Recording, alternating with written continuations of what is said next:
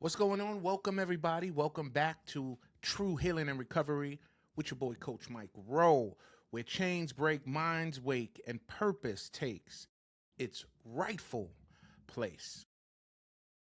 Can I ask a question? I want to ask you guys a question. And before you answer, I really want you to sit with it for just a moment. What if, what if one of the greatest recovery movements ever created is also one of the hardest to question? Think about that. Not because it's bad, not because it hasn't helped millions of people, but because somewhere along the way, asking honest questions started sounding like criticism. And criticism started sounding almost like betrayal. So now, listen, before anybody clicks off the video, before somebody writes, some crazy comment that I'm attacking the AA community, before somebody tells me I don't know what I'm talking about, please just hear me out. Because this conversation is bigger than AA. It's bigger than Alcoholics Anonymous. It's bigger than the 12 steps. It's bigger than treatment centers. This conversation is about one thing. How do we help more people recover? That's it. That's the goal. Not defending programs, not trying to win any arguments, helping people recover. And listen, if that's your goal, stay with me. Stay with me because today, right now, we're going to ask some uncomfortable questions. Questions that deserve honest answers, not emotional reactions, okay?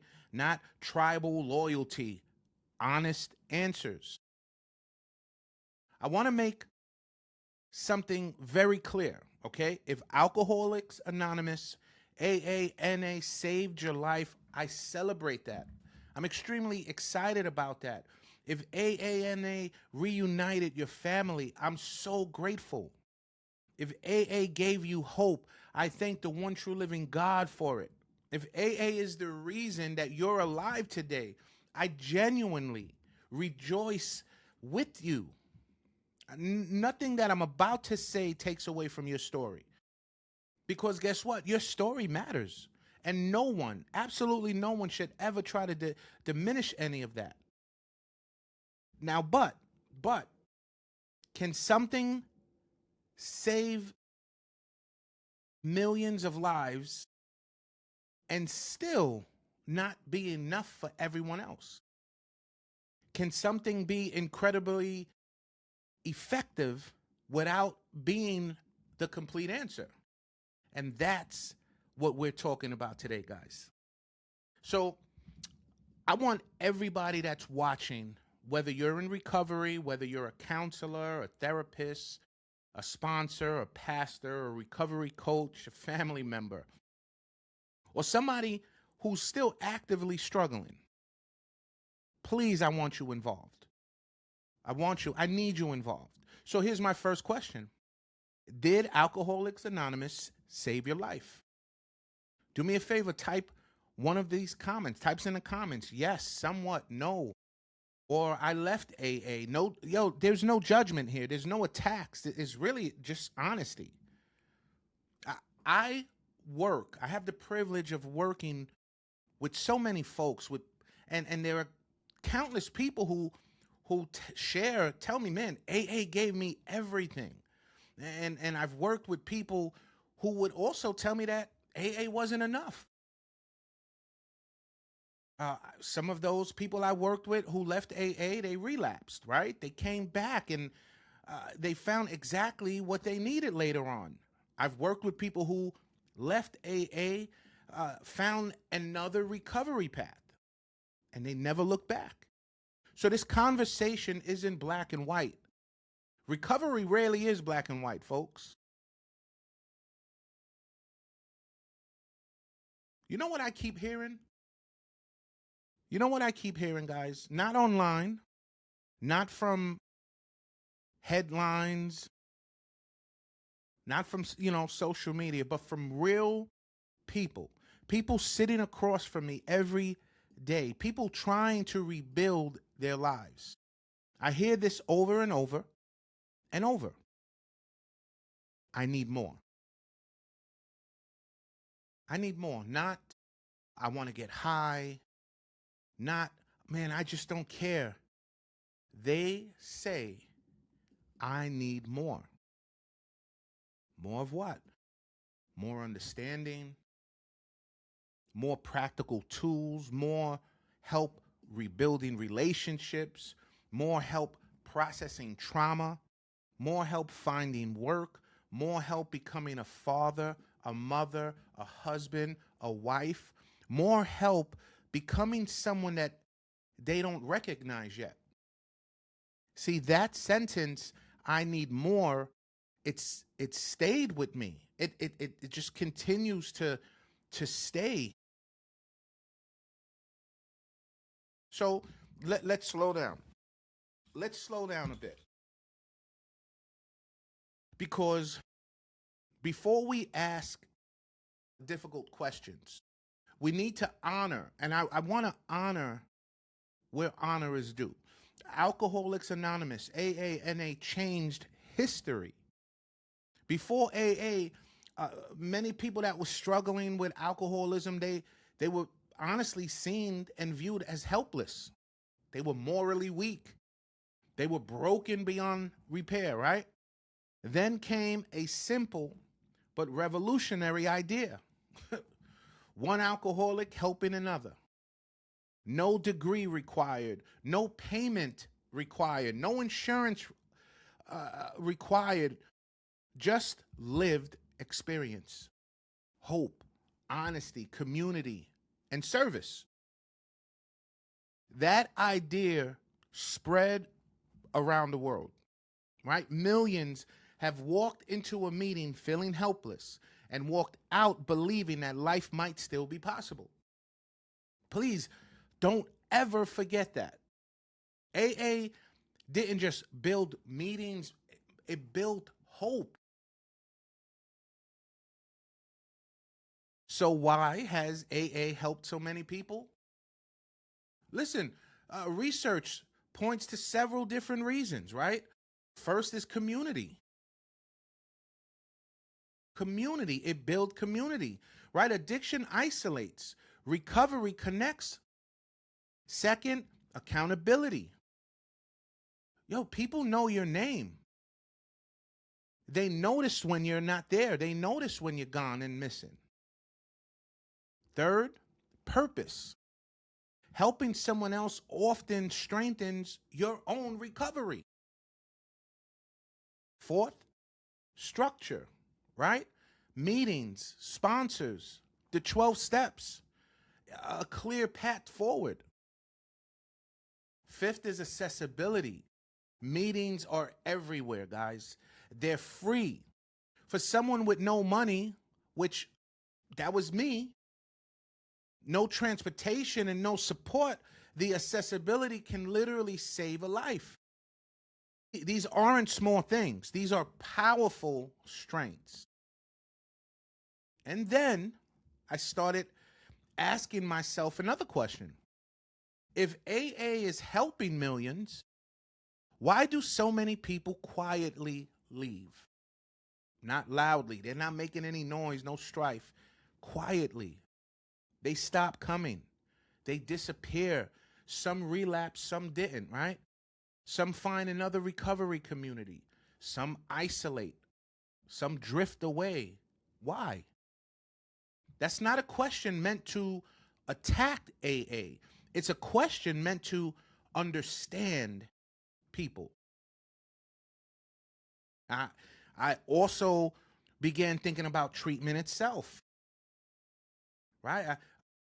I walk into many detoxes, IOPs, outpatient programs, residential centers, recovery homes. And what's one of the first requirements or recommendations that you'll hear to the participants? go to a meeting. You got to get a sponsor. You have to work the steps. Now, listen, is that bad? Absolutely not. Not at all. Those recommendations have helped countless people. But here's where my curiosity started to grow. How much of that recommendation or requirement is because AA has a strong evidence as a mutual help program, and how much is because it's also free, it's widely available, and it already has a built-in support network. See, those two things can both be true. There's nothing wrong with using a free, effective resource. The question is whether we stop there. If someone also needs trauma treatment or medication or family therapy or just help rebuilding their identity, are we making sure those needs are addressed as well? That's the conversation that I want us to have. Let me ask you, I want you to ask yourself this. And again, don't answer right away. I just think. If addiction damaged your body, your brain, your emotions, your relationships, your finances, your parenting, your career, your confidence, your purpose, why would we expect one intervention, no matter how valuable? Why would we expect one intervention to repair every one of those areas? Listen, maybe it can, maybe it can't. But isn't it worth asking the question? Because I don't think the question is, does AA work? I think the better question might be, what was AA designed to do? And what have we started expecting it to do? And I think that's where our conversation really begins. So let's go deeper. Because if we're going to have this conversation, let's have it honestly, right? Not emotionally, not politically, not tribally. Let's follow the evidence, and let's follow people's experiences, because both matter. One of the biggest problems in recovery today is that people quote statistics without ever asking where they came from. How many times have you heard someone say, AA only has a 5% success rate? Or 95% of people relapse? Or 12-step programs don't work? See, those statements get repeated over and over and over again. And the problem is, many of those numbers are either outdated, taken out of context, or based on studies with significant limitations. If we're going to criticize something, then let's criticize it accurately, because the truth doesn't need to be exaggerated.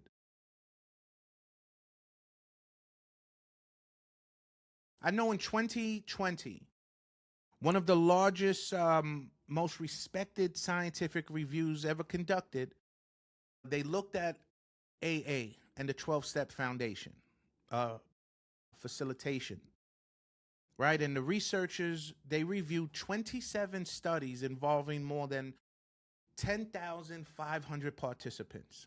And you know what? Here's what they found. AA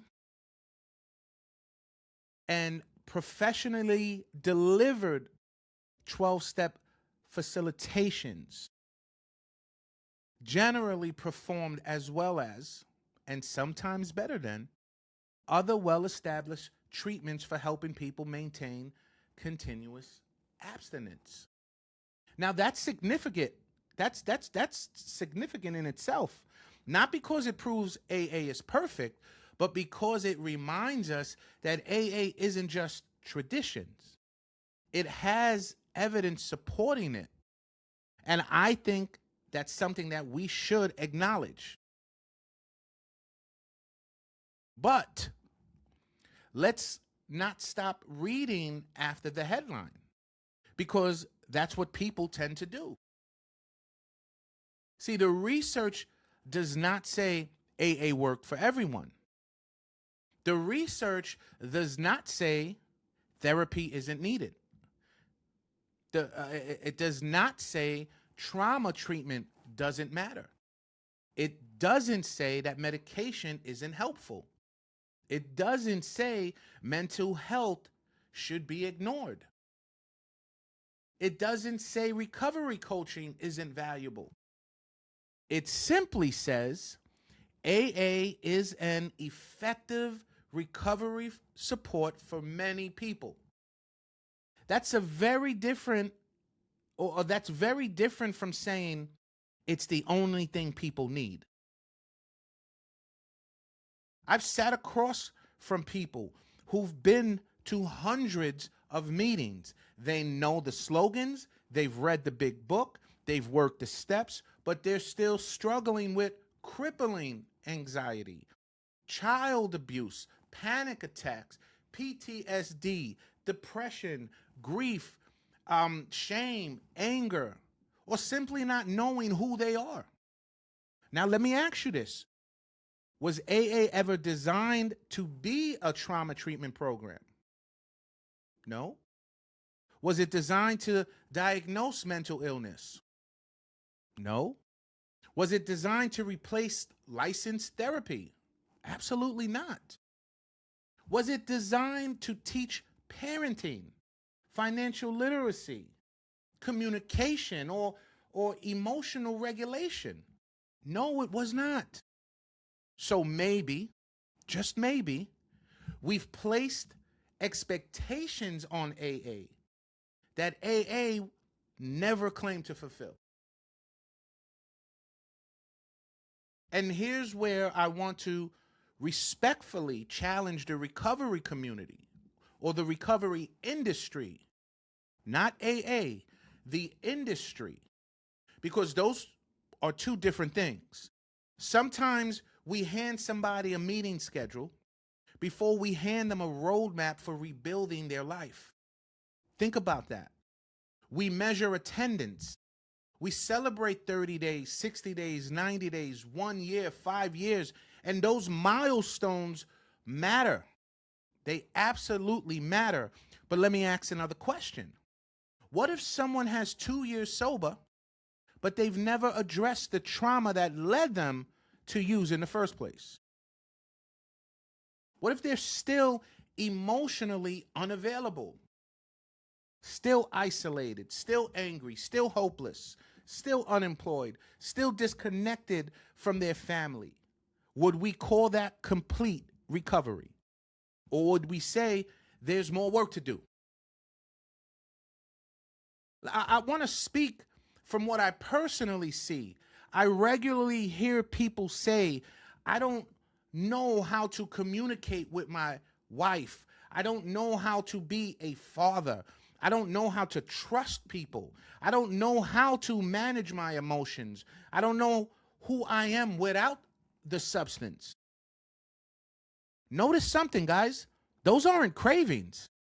Those are life questions. And meetings alone may not answer all of them. But hold on, and let's be fair. Because some people watching right now are probably thinking, hey, Coach Mike, that's exactly what the 12 steps are. Fair point. Many people are going to say that the steps are about character, about honesty, about surrender, making amends, spiritual growth, and I totally agree. The 12 steps have helped countless people transform their lives. So here's my next question. If the steps already address so much, why are so many people still saying, I need more? Is it because the program failed, or is it because addiction itself has become more complex than it was 90 years ago? Think about today's world. We're dealing with social media, pornography, isolation, technology addiction, fentanyl, right? Them synthetic drugs, co-occurring mental health disorders, complex trauma, childhood neglect, human trafficking, veteran PTSD, anxiety epidemics, depression, loneliness. If I missed anything, drop it in the comments. Guys, our world looks different than it did in 1935. Shouldn't our recovery system continue evolving as well?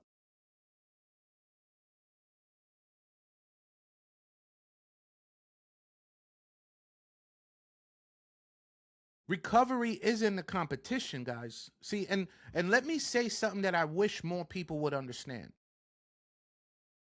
Recovery isn't supposed to be a competition between approaches.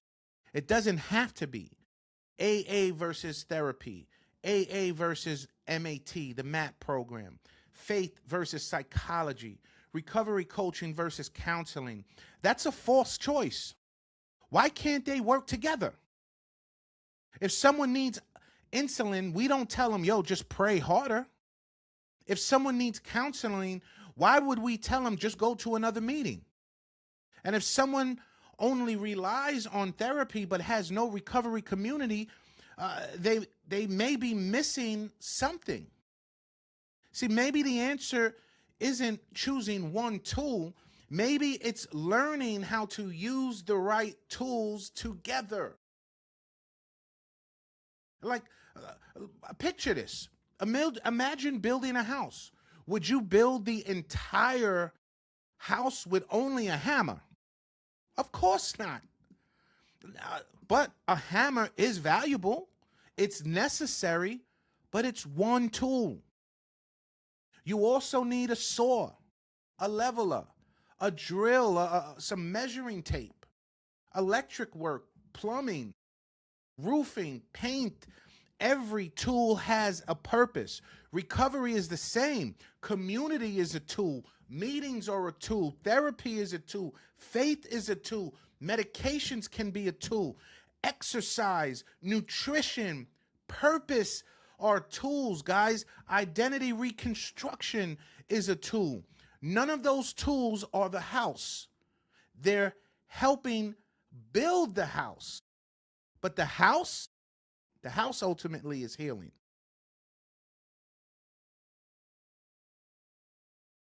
And that brings me to what I believe is the biggest misunderstanding in recovery today. We've become so focused on helping people stop using that sometimes we forget to teach them how to start living. Because sobriety and healing are not always the same thing. Let me say that again because I don't want you to miss it. Sobriety and healing are not always the same thing. Sobriety isn't always the finish line. For many people, it's simply the starting line, the starting point. And I think that's one of the biggest mindset shifts our recovery community needs to start making, because somewhere along the way, we unintentionally started celebrating abstinence more than transformation. Now, don't misunderstand me. Please don't misunderstand what I'm saying. Sobriety deserves to be celebrated. One day sober deserves to be celebrated. 30 days, 90 days, 1 year, 10 years. Let's celebrate it together. But let me ask you something. If someone hasn't used heroin in 5 years, but they still hate themselves, have we finished the job? If someone hasn't had a drink in 10 years, but they're emotionally abusive to their spouse, have we finished the job? If someone has 20 years clean, but still doesn't know how to love, forgive, communicate, or trust, have we finished the job? I don't think we have. I think we stopped halfway. I've become convinced that we've accidentally used the words sobriety, recovery, and healing as though they're all the same thing, and they're not. Sobriety means the substance is gone. Recovery means that you're learning to live differently. Healing means the wounds that drove the addiction are finally beginning to close. Those are three different journeys. Sometimes they happen together, sometimes they don't. And I think that's where many people become frustrated, because they get sober, but nobody showed them how to heal. Addiction was never the whole problem. And I'm going to say something that some people will disagree with, and that is totally fine. I don't believe addiction was ever the biggest problem.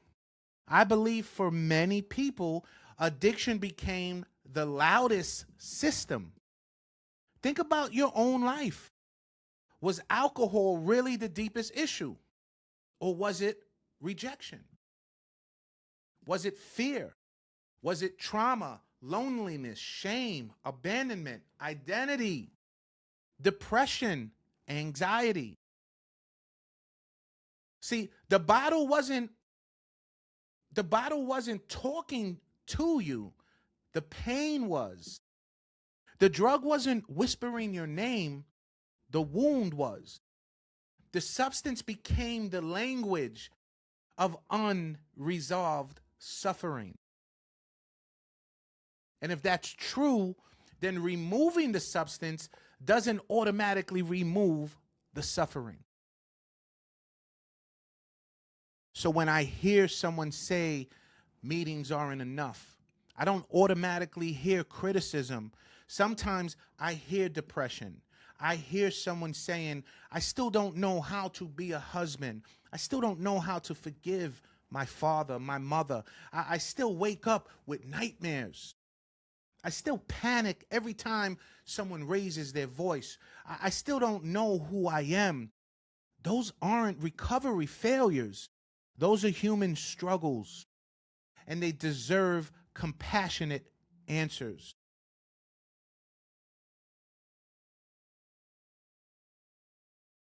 Let me tell you something about someone that I've worked with. And of course, I'm going to leave out the name and the details of the individual, because this isn't about one person. This person came into treatment, stopped using, started attending the meetings, got a sponsor, did everything people asked. On paper, they were doing amazing. Then one day, they broke down, not because they wanted drugs, guys, but because they finally admitted something. You know what they said? I've been sober for months and I still don't know how to live.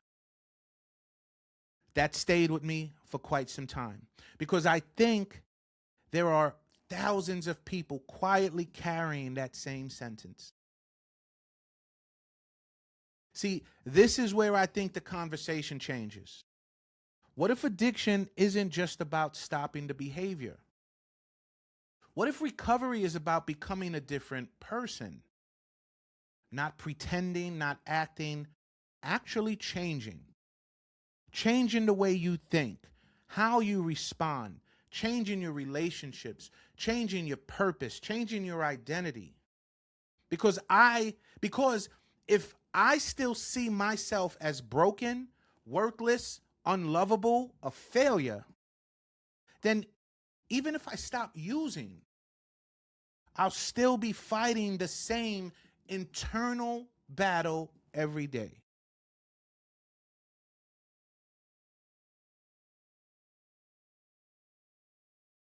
Brain does change.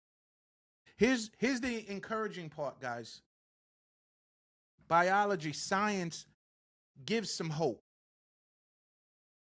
Your brain isn't frozen. Through something called neuroplasticity, the brain can change. New pathways can develop. Habits can change. Thinking patterns can change. Emotional responses can change. Recovery literally changes the brain over time. That's incredible. That's exciting. But here's what neuroscience teaches us: the brain changes through repetition, through practice, through new experiences, through healthy relationships, through purpose, through learning. Which means what? Recovery isn't just about stopping something. It's about repeatedly building something new. My faith, look, guys, what does faith and science say? Listen, and here's where my faith intersects beautifully with science.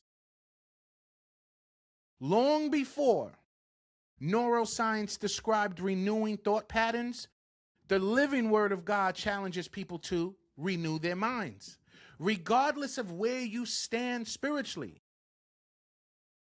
I think both perspectives point towards the same reality. Transformation begins internally before it becomes visibly externally.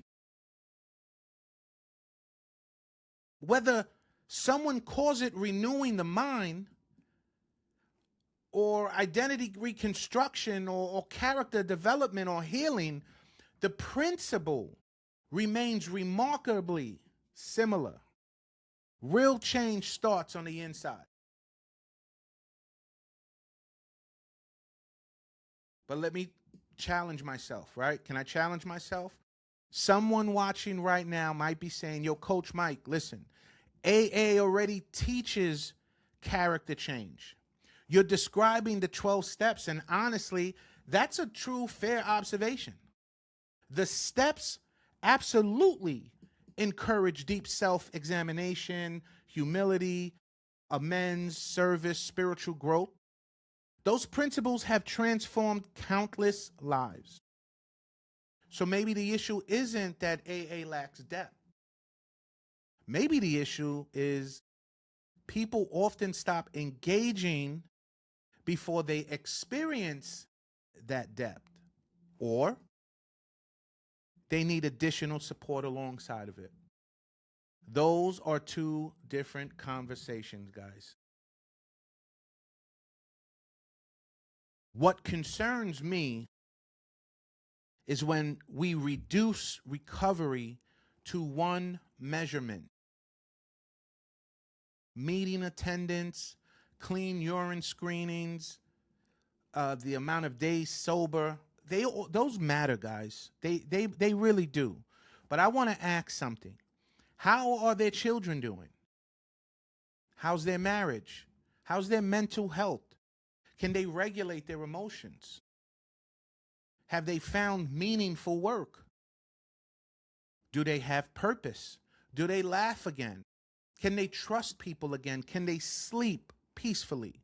Can they sit alone without feeling like they need to escape?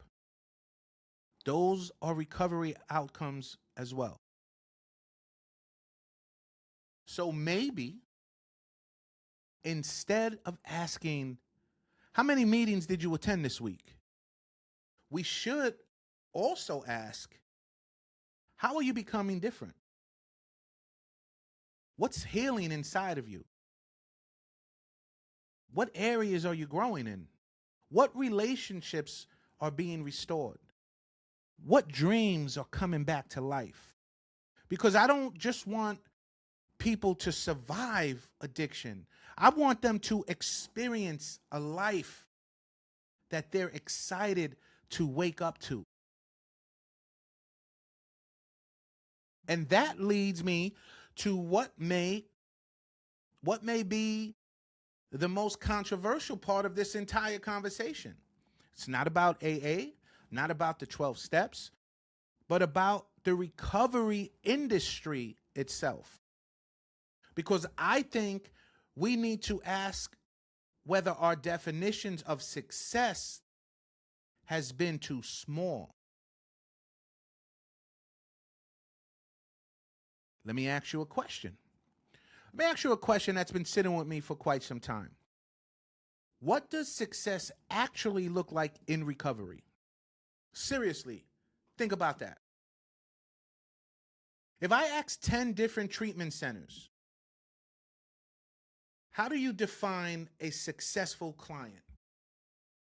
I mean, you're going to probably hear things like they completed treatment, they attended their meetings, they stayed sober, their drug screenings came back clean. And listen again, those are all good things. Those are victories. But are they the destination? Or are they simply milestones? Because I don't know about you, but I've never met someone whose dream in life was simply one day I hope I don't use drugs. No, I haven't. People dream about being a great father, a loving mother, owning a business, getting married, restoring their family, finding peace, living with purpose, leaving a legacy. Sobriety is the foundation, but it's not the house. Again, I've become convinced that we have to stop asking, how do we keep people away from drugs? And we need to start asking, how do we build lives people don't want to escape from? Those are two completely different questions. If I spend every day fighting relapse, I'm always looking backwards. But if I wake up building purpose, serving others, raising my children, strengthening my marriage, growing spiritually, improving mentally, taking care of my body, then I'm moving forward. I'm moving towards something instead of constantly running away from something. That's a completely different mindset. And I want to say something that may challenge some people in leadership. If you're a treatment provider, an executive director, a counselor, recovery coach, someone who runs a recovery home, listen, please hear my heart. This isn't criticism. It's a challenge, because I believe we can do better. Imagine if every treatment program asked these questions before discharge. Do you have stable housing? Do you know how to budget? Do you have a healthy relationships? Can you address your trauma? Do you have meaningful employment? Do you know your purpose? Do you have people you can call at 2 o'clock in the morning? Can you identify triggers? Can you communicate without exploding? Can you resolve conflict? Do you know who you are without addiction? Imagine if we measured those things with the same passion we measure sobriety dates. I think one of the greatest needs in recovery today is identity, not labels, identity. For years, many people have heard, you're an addict. I know what they mean. I understand the intentions. It's meant to encourage humility. and remind people of the seriousness of addiction. But here's my concern. If the only identity someone ever hears is connected to the worst season of their life, how do they begin to see the person they're becoming? I don't want people to deny their history. I want people to remember their history is not the entirety of who they are. You're more than your relapse. You're more than that arrest. You're more than that DUI. You're more than the prison sentence. You're more than your trauma. You're more than your diagnosis. You're more than the worst decision that you've ever made. My dream isn't to replace AA. My dream isn't to compete with AA. My dream isn't to tear down treatment centers. My dream isn't to see recovery. My dream is to see recovery become more comprehensive, where meetings and therapy work together, where faith and science aren't enemies, where medication, where medication, when clinically appropriate, is discussed honestly, not with shame or blind acceptance, where recovery coaching fills gaps, where families heal together, where employers become partners, where communities stop asking, why can't they just stop, and start asking, what do they need to rebuild? I honestly believe the future of recovery isn't choosing between models. It's integrating the best of them. Keep the accountability, keep the fellowship, keep the sponsors, the service, keep the honesty, keep the spiritual growth. But let's also add trauma-informed care, mental health treatment, life skills, career development, financial education, parenting support, physical wellness, nutrition, exercise, healthy relationships, identity reconstruction, and purpose. Because addiction didn't damage one area of life. It touched almost everything. Healing should be just as comprehensive. Now, someone watching might be saying, Coach Mike, listen, people have to take responsibility too. I agree. Absolutely. Programs don't recover. People do.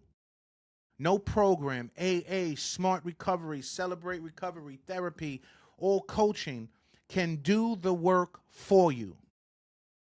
Recovery still requires honesty, ownership, humility, commitment. No amount of resources can replace personal responsibility, folks.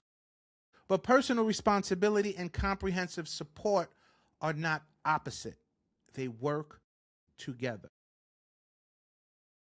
So where does that leave us?